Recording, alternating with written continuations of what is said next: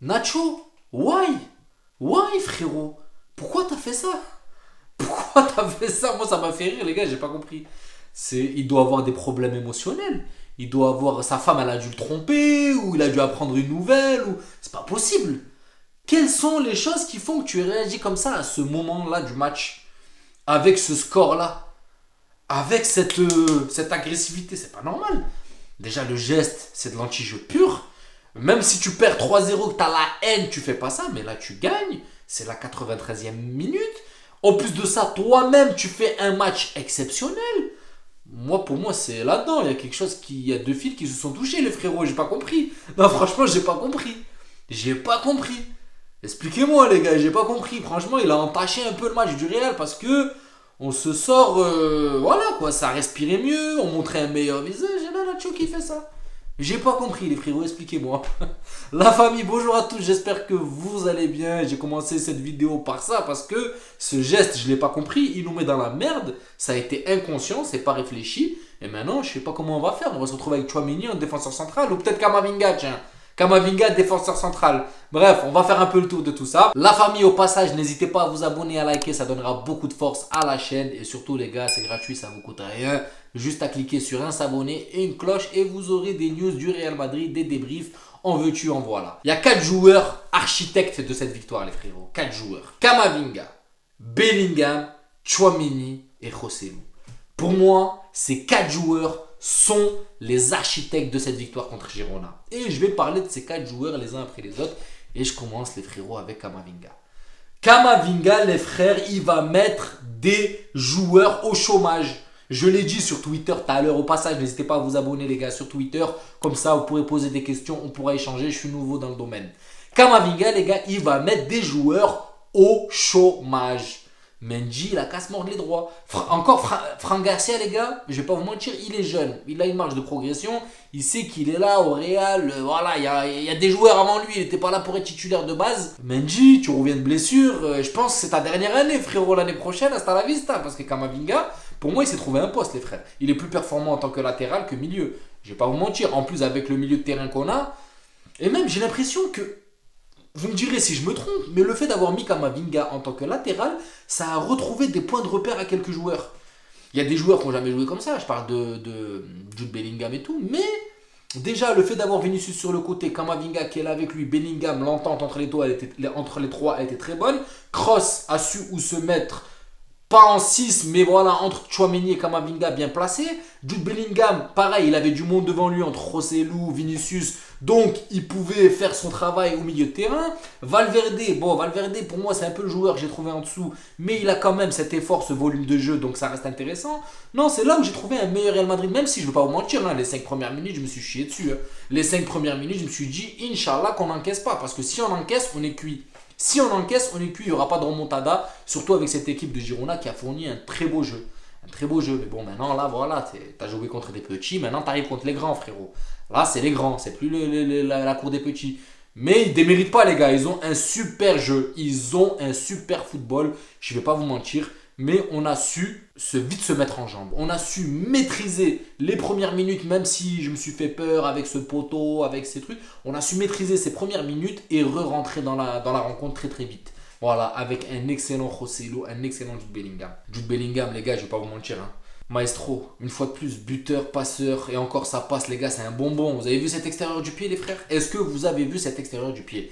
Un bonbon, il est toujours bien placé, un renard des surfaces. Là où ça me tue, les gars, c'est sur son but.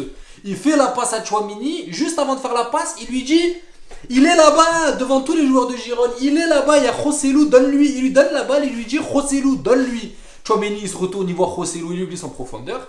Joselu, il est en bonne position pour frapper, donc il arme, il frappe. Elle revient sur Joselu, pardon, qui fait une sorte de passe. Je sais pas s'il fait exprès clairement, mais bon. En tout cas, la passe est belle et tu vois Bellingham qui vient, qui te met une sorte de reprise mi-volée, je sais pas trop ce que c'était, mais but les gars. 7 matchs, 6 buts pour Jude Bellingham. Moi, il est sur une autre planète, ce mec, c'est un truc de ouf. Un match sans lui, on galère. Un match avec lui, là, buteur, passe de... Moi, je me suis dit, il va toujours être bon, mais la cadence va ralentir. Il va freiner un petit peu, il va être mieux dans le cœur du jeu. Mais il marque toujours, il est dans le cœur du jeu. Défensivement, il fait un effort de psychopathe. Non, franchement, c'est une dinguerie. Franchement, le regarder jouer, c'est un régal. Tchouaméni, il fait un match exceptionnel et bravo pour son premier but sur ce corner de cross. Tchouaméni, les frérots, c'est là où je dis que c'est un joueur dont on ne peut pas se passer. Et il n'est pas remplaçable par un Modric ou par un Kroos ou par un Camavinga à ce poste-là. Il est le meilleur. Il est le meilleur. Il sait exactement se placer. Vous calculez le nombre de ballons qu'il a récupéré. C'est incroyable. C'est pour ça que pour moi, Tchouaméni, il n'y a personne qui peut venir lui bouffer sa place.